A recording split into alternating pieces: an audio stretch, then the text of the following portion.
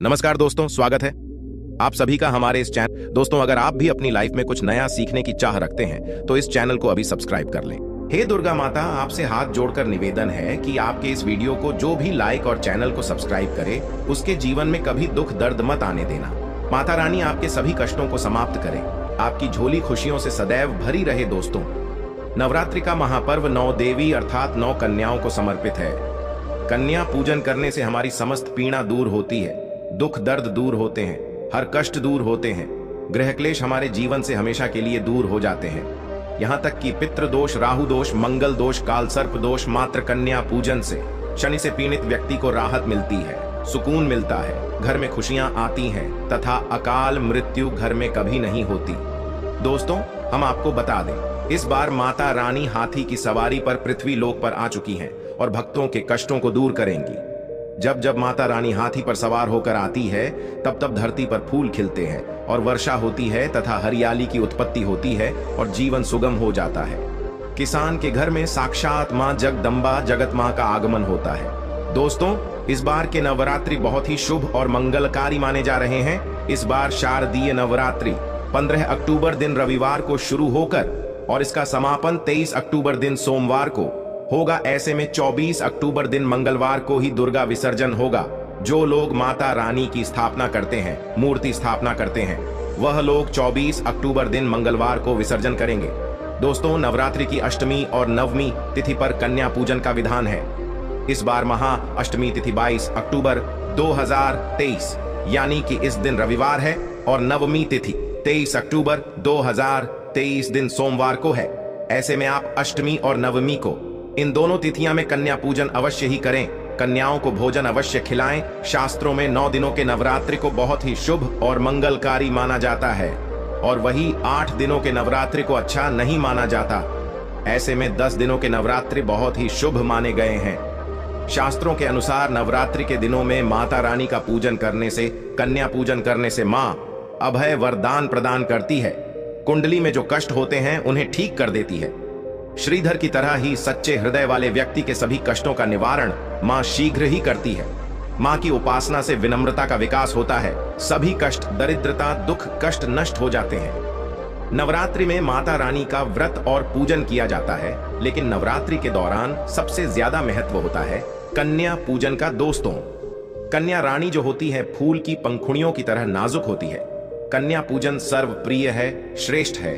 कन्या के रूप में स्वयं जगदम्बा देवी, माता वैष्णो देवी या अर्थात समस्त ब्रह्मांड इनके शरीर के कण कण में वास करते हैं। बहुत कम लोग जानते हैं 33 कोटि देवी देवताओं का वास होता है कन्याओं के मस्तक पर। कन्या चाहे छोटी हो चाहे बड़ी हो, वह सदैव पूजनीय है, मां के समान मानी जाती है। दोस्तों, माना जाता है व्रत और उपासना से माता रानी इतना प्रसन्न नहीं होती है जितना कि कन्या पूजन से होती है। नवरात्रि में छोटी छोटी कन्याओं को माता रानी का स्वरूप माना जाता है। कन्याओं को भोग लगाया जाता है, उन्हें प्रसन्न किया जाता है और बदले में आशीर्वाद मांगा जाता है। कन्याओं को प्रसन्न करने के लिए गिफ्ट आदि उपहार वगैरह दिए जाते हैं। माना जाता है अगर कन्याओं को कोई भेंट दी जाए और वह उसे खुशी खुशी स्वीकार कर लें तो इसका मतलब है माता रानी अर्थात माता वैष्णव ने वो भेंट स्वीकार कर ली। जिन पर कन्याएं प्रसन्न होती हैं तो समझो उन्हें माता रानी का आशीर्वाद मिल गया और माता रानी की कृपा से उन्हें मुन्ह मांगा वरदान प्राप्त होता है।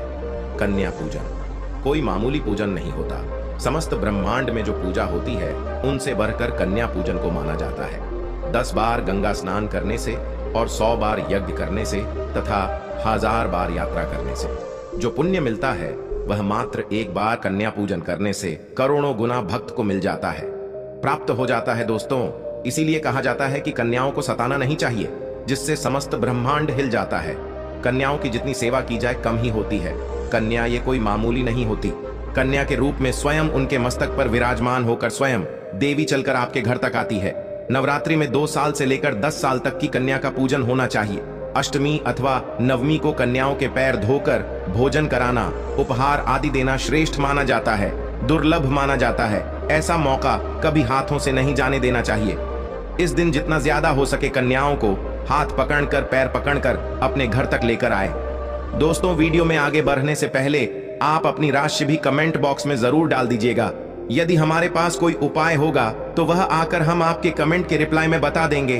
कोई भी राशि के अनुसार अगर उपाय करता है तो माता वैष्णव बड़ी प्रसन्न होती हैं और ऐश्वर्य धन प्रदान करती है, माला माल बना देती है। इसीलिए राशि कमेंट में जरूर छोड़ें और हाँ, माता को एक लायक जरूर करें। लायक करने में कंजूसी न करें। दोस्तों, कैसे करें का स्वागत। कन्या जब आपके घर आए तब सभी के पैरों को दूध और पानी से उनके पैरों को बुलाना चाहिए। खासकर मर्दों को कन्याओं के पर आवश्यक होने चाहिए। इससे मियां वैष्णो प्रसन्न होती हैं। दोस्तों, फिर उसके बाद कन्याओं को किसी साफ जगह पर जमीन पर कपड़ा बिछाकर बैठ आना चाहिए। उनके माथे पर अक्षत, फूल और कुमकुम लगाना चाहिए। फिर उसके बाद भोजन ग्रहण करवाना चाहिए। लेकिन हमेशा याद रहे, कन्याओं की थाली में 3 पूरियां कभी ना रखें। इसे शुभ नहीं, घोर अशुभ माना जाता है। 3 पूरियां तथा 3 रोटियां मरने वाले व्यक्ति के लिए निकाली जाती है और जेल में कैदियों के लिए दी जाती है। ऐसे में कन्याओं को उनकी थाली में 3 पूरी कभी ना दे, लेकिन 1-2 करके पूरियां दे सकते हैं। इससे 3 संख्या बढ़ जाती है और दोष भी नहीं लगता। दोस्तों, कन्याओं को खाना खिलाने के बाद अंतिम में कन्याओं के सर पर लाल चुनरी डालना आना चाहिए और भोजन में आपको खीर, पूरी, हलवा चना तथा आलू की सब्जी, छोले वगैरह की सब्जी खिलानी चाहिए। पनीर आदि भी खिलाया जा सकता है। वैसे माता रानी का प्रिय भोजन खीर, हलवा, पूरी और छोले आदि ही है। लेकिन भूल से भी लहसुन और प्याज का इस्तेमाल कभी ना करें, अन्यथा अनर्थ हो जाएगा। अक्सर कई लोग कन्याओं को कुरकुरे का पैकेट, चिप्स वगैरह का पैकेट खेलते हैं, जो कि घोर अनर्थ माना जाता है, क्योंकि इसमें लहसुन प्याज का इस्तेमाल होता है, जिसके कारण आपका व्रत खंडित हो सकता है। माँ दुर्गा क्रोधित हो सकती है। जहां आपने 9 दिनों तक लहसुन प्याज का परहेज किया, लेकिन आपकी एक गलती पूरे व्रत को खंडित कर सकती है। इतना भी नादान नहीं बनना चाहिए कि माता रानी रुष्ट हो जाए और कन्याओं को भी अशुद्ध होना पड़े। कन्याओं को डब्बा बंद कोई भी ऐसी चीज ना खिलाएं जिसमें लहसुन प्याज होता है। कई चीज तो ऐसी होती हैं मार्केट में जिसके अंदर लहसुन प्याज का इस्तेमाल होता है। ऐसा आप कभी मत करना। दोस्तों, कई लोग कन्या पूजन में खाना घर पर नहीं बनाते और मार्केट से रेडीमेड लाकर ही खेलते हैं तथा दही जलेबी खिलाते हैं, जो कि शुभ नहीं माना जाता।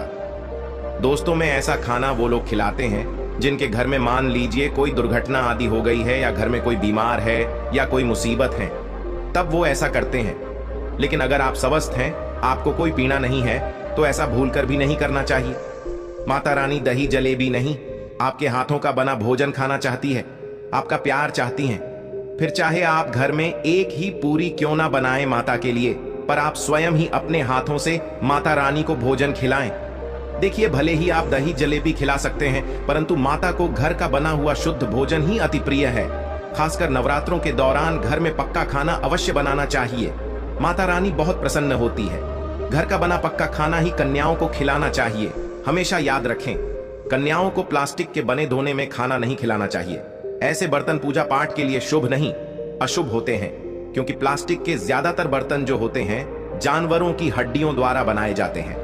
इसीलिए ऐसा पाप मत करना। कन्याओं को हमेशा स्टील के बर्तन या पत्तों से बने बर्तनों में ही भोजन कराना चाहिए। बहुत ही शुभ माना गया है। अगर पेड़ के पत्ते में भोजन कराते हैं तो माता अभय वरदान प्रदान करती है।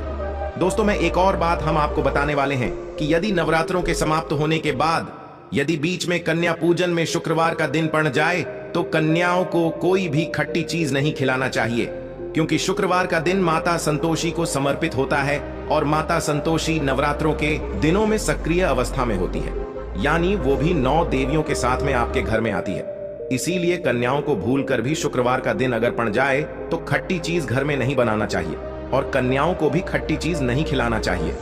घोर पाप लगेगा। आपका किया कराया सब बर्बाद हो सकता है खट्टी चीजों से। माता संतोषी रूठ हो सकती है, चिढ़ सकती है, आपको श्राप दे सकती है। इसीलिए नादान ना बने। दोस्तों को भोजन कराने के बाद कन्याओं की थाली में एक लौंग जरूर रखना चाहिए, क्योंकि लौंग देवी शक्ति तथा दुर्गा मां को बहुत प्रिय है। लौंग माता शक्ति का प्रतीक होती है। लौंग में नव दुर्गा का वास होता है। इन 9 दिनों में माता रानी को लौंग का भोग ही लगाया जाता है। तो खाना खाने के बाद कन्याओं को लौंग अवश्य अर्पित करें। माता रानी को अमृत से बढ़कर लौंग प्रिय है, इसीलिए कन्याओं को थाली में चुपचाप एक लौंग जरूर रख दें। आपका भाग्य चमक जाएगा। माता लक्ष्मी आपके जीवन में धन की कोई भी कमी नहीं होने देंगे। दोस्तों, आपको बता दें, कन्याओं को उपहार में क्या दे। कन्याओं को खुश करने के लिए उनकी थाली में दक्षिणा डालें, ताकि आपके घर में संपन्नता बनी रहे तथा धन की कोई भी कमी ना हो। कन्या, जब आपके घर से खुशी खुशी धन लेकर जाती है तो वह भी आपको खुशी खुशी कई गुना आपको धन प्रदान करती है। इस समय कंजूसी मत करना। खुशी खुशी कन्याओं को धन अवश्य देना। कन्याओं को कोई सुंदर गिफ्ट दे सकते हैं। शास्त्रों में बताया जाता है कि कन्या जितना खुश होती है, माता रानी उतना ही जल्द फल की प्राप्ति प्रदान करती है। ऐसे में आप कन्याओं को चॉकलेट बॉक्स दे सकते हैं तथा खूबसूरत कपड़े दे सकते हैं। याद रहे, काले कपड़े ना दें और स्टील के बर्तन भी गिफ्ट के तौर पर दे सकते हैं। याद रहे कि कन्याओं को लोहे का कोई भी सामान नहीं देना चाहिए, नहीं तो राहु केतु का प्रभाव आपके जीवन में प्रवेश कर जाएगा। राहु काल तथा राहु दोष आपको लग जाएगा, आप बर्बाद भी हो सकते हैं। दोस्तों, जब कन्या अपने घर के लिए प्रस्थान करें तो उनके चरण जरूर छू लें और अपने मन में अपनी प्रार्थना को पूरा करें। सच्चे दिल से मांगी हुई मुराद माता रानी अवश्य ही पूरी करती है।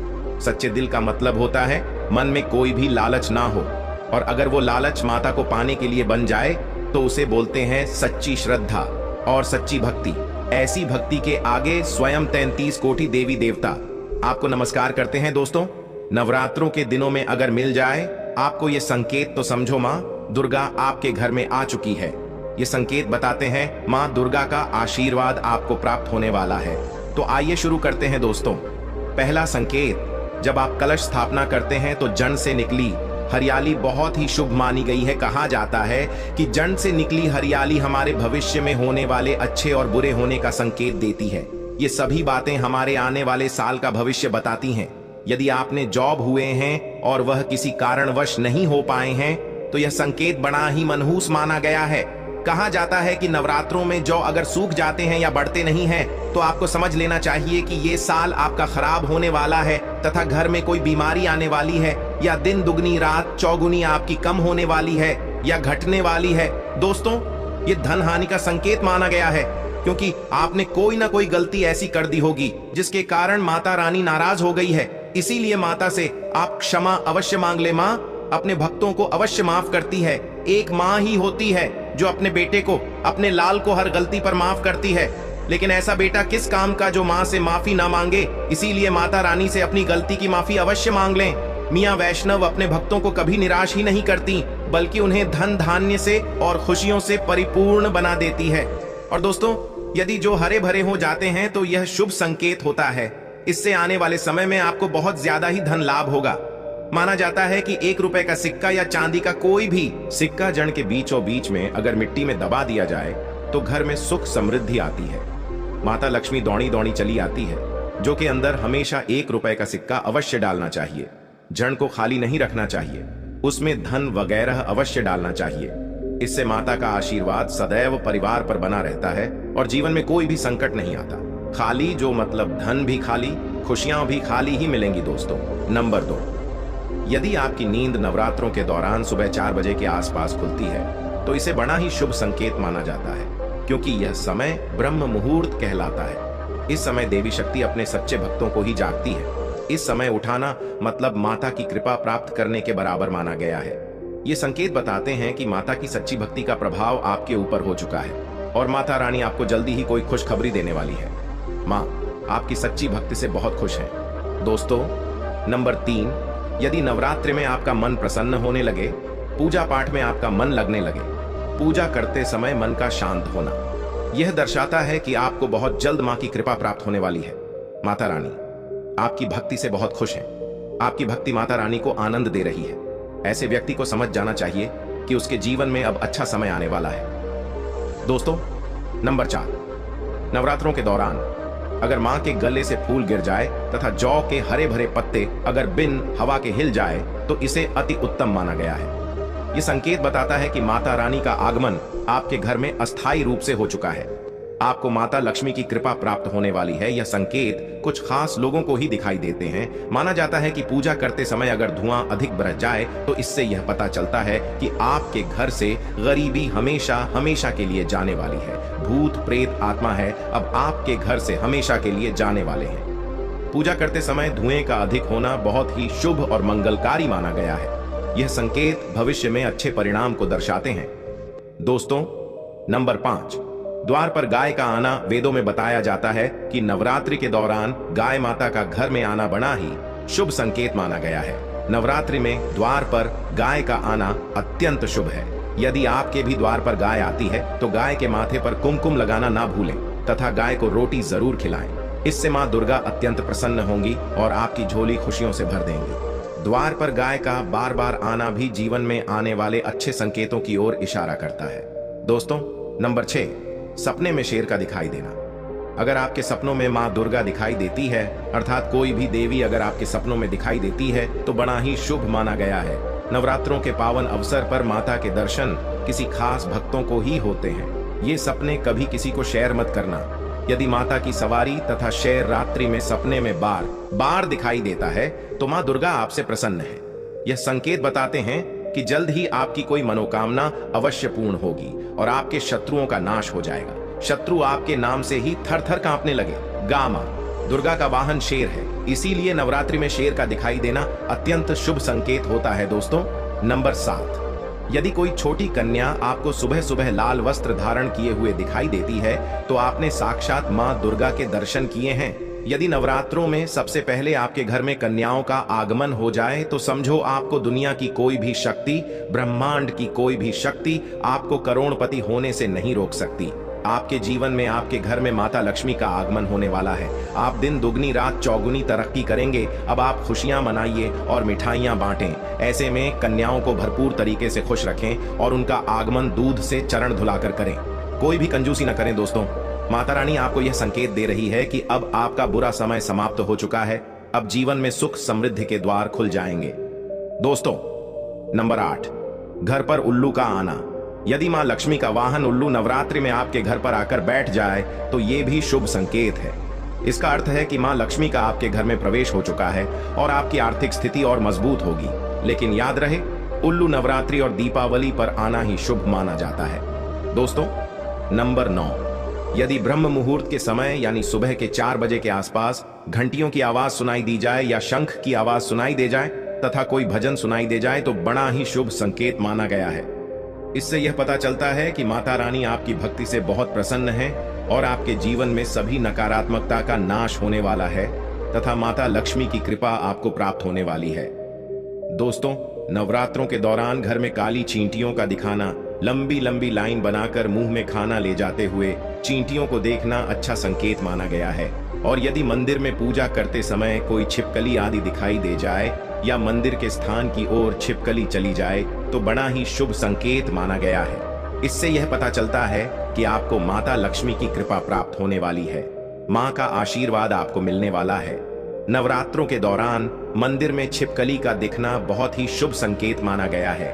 आपकी भक्ति का फल आपको शीघ्र ही मिलने वाला है, क्योंकि छिपकली को माता लक्ष्मी का प्रतीक माना गया है। किसी शुभ अवसर पर छिपकली का दिखना मंगलकारी माना गया है और नवरात्रि में छिपकली का मंदिर में दिखना साक्षात देवी लक्ष्मी का स्वरूप माना गया है। दोस्तों, अगर आप वाकई में मां वैष्णो की कृपा पाना चाहते हैं तो कमेंट बॉक्स में लिखें जय माता दी, माता रानी आपकी झोली खुशियों से भर दें। मां वैष्णो के लिए एक लाइक तो बनता है।